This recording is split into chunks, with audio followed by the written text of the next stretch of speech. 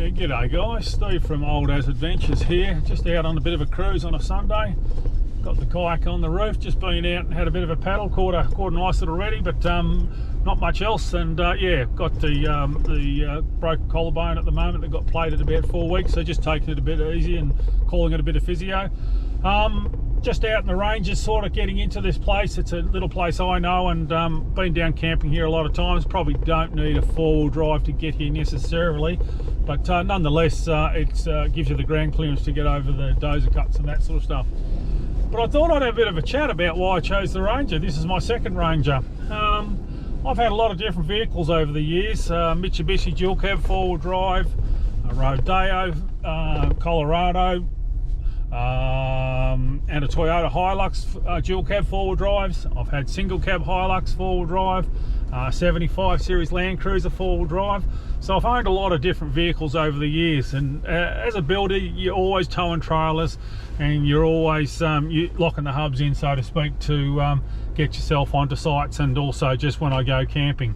I'm not a serious four-wheel driver, guys. I don't have a winch, and I'm still running the stock tyres as it goes. Yeah, just like to be able to get into good camp spots. Towed a lot of vehicles, as in trailers over the years too. That helps, you know, just the four-wheel drive sometimes, just so you're not chewing up people's front lawns and that sort of thing. But I thought I'd have a chat about why I chose the Ranger again. So I had the PX2, and this is now the PX3, and it's now a bit over a year old. So why did I go to the Ranger? Well, as far as I'm concerned, the Ranger by a fair margin is the best bang for buck. This is about a $51,000 vehicle, this one. That's without all the ARB gear, of course. There's about another $11,000 worth of ARB gear on the car. But $51,000, this is the XLS model. So it's not the bottom run of the range, but it's one up. And then you've got the XLT and the Wild Track above that, and the super duper thing with the Fox suspension above that. I can't remember what it's called. But certainly this is only one from the bottom, and the XLS to me is exceptional value. This one came with the tech pack, unbeknownst to me. Bit of a funny story that. I thought I was buying a car before all the safety tech came in, but inadvertently this one got fitted at the factory with the tech pack, which included all the safety gear. So yeah, I was unaware when I bought it, just bought it off the lot, sight unseen. So yeah, 51,000, so very good bang for buck. One of the things that appeals to me with the Ranger is that it's pretty well ready to go off the showroom floor, so ready for some reasonable four-wheel driving. And as I said, I'm not a serious four-wheel driver. I don't put 3-inch lifts and winches and rock sliders and all that sort of stuff all over my vehicles. It's just, I just have four-wheel drives for the work and for getting into camp spots. But these come pretty ready to go. So number one, 800mm wading depth. So they advertise it when you buy them. They've got an 800mm wading depth, so that deletes the need for me to put a snorkel on. I can be confident that I can go up to 800mm and not drown the car. Now that's probably as deep as I'll ever go, I can tell you, because I'll be pretty nervous if I'm going through water above 800 deep, I can tell you. So that's the first thing. The second thing is traction control is standard again, which is really handy when you're in the snotty sort of conditions. Not that this is very snotty, I haven't even got this in four-wheel drive at the moment, but it helps a lot in certain conditions, particularly at higher speeds. The third thing is it's got diff locks built in, so it's got a diff lock, a central diff lock, and that is just, in my opinion, absolute gold. So if you're finding it a little bit difficult, you can oh, I don't think I've got to make this. You can lock your diffs in, just made it. And that's, you know, factory fitted diff lock, so absolutely fantastic. And the fourth thing, and in my opinion, the best part about these cars is the hill descent control. Absolutely fantastic. I've already been down a few snotty hills in the PX2 and the previous model, but I haven't been down anything too technical on this one yet. But the traction control is just bloody brilliant, you know, just when you're going down a snotty hill, and you just basically let the car find its way. You just set the pace by the accelerator or the brake. Once you set the pace, you take your foot off the brake or the accelerator. Once you're happy with the pace, it will just weave its way down. Or maybe I do need four-wheel drive. There we go.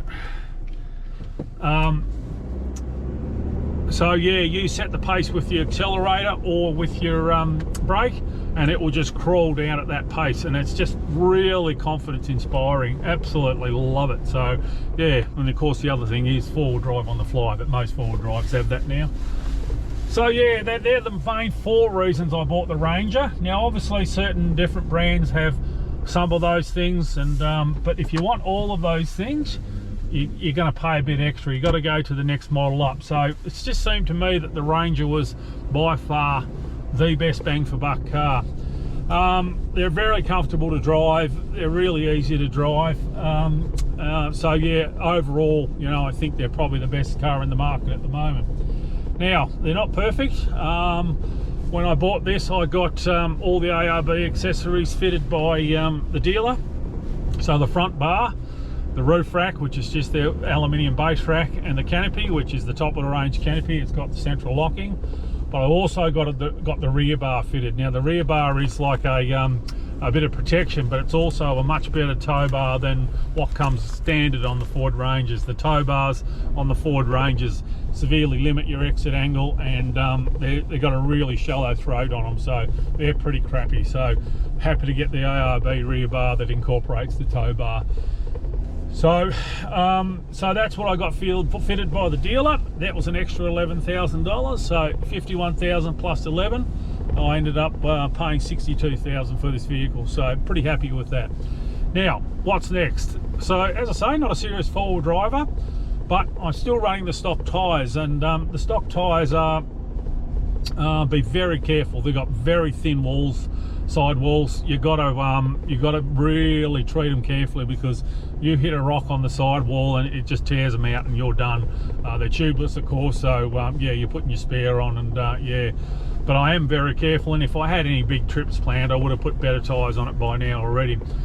So the next thing to do is some better tyres, but I'll be doing a lift kit and a GVM upgrade at the same time. Beautiful view out there, bloody lovely. Yeah, so the idea is that once you've done a GVM upgrade, so I'll be sort of setting it up for a constant load of about sort of somewhere between 300 and 600 kilos, depending on which brand I go with. And that also lifts the vehicle by about 45 mil, 45 to 50 mil. So that'll happen once these tyres are worn out. I just thought to myself, I might as well wear these tyres out, spreads the cost out. There's that hill descent. I haven't got my feet on the accelerator or the brake here. That just controls it down the hill. Only just a tiny little dozer cut hill there, but you get the point. It's just absolutely brilliant. When you're in loose sort of shallow ground like that, it's bloody fantastic. So yeah, lift kit and tyres. When you do the lift kit, then you can put slightly bigger tyres. So I'll probably put 32s or 33s on, and that's basically it. Nice four-wheel drive tyre with a thick sidewall. If I've got any big trips coming up, I might even buy myself a rooftop tent, a clamshell style rooftop tent, just for ease of setup and pack up. Normally I would just either sleep on the stretcher underneath the awning or sleep in a tent, but we'll see how we go. If we're going to do a lot of camping out of this car, I'll probably set it up with a rooftop tent. Got the quick release awning brackets on it already, so I can chuck the awnings on pretty quick. Just a little 1500 awning at the back and a 2500 awning on the side. But other than that, it's just the mod cons of the canopies and the racks and the bull bars and the rear bars. So yeah, haven't done anything like air lockers or anything like that. Don't need to with these.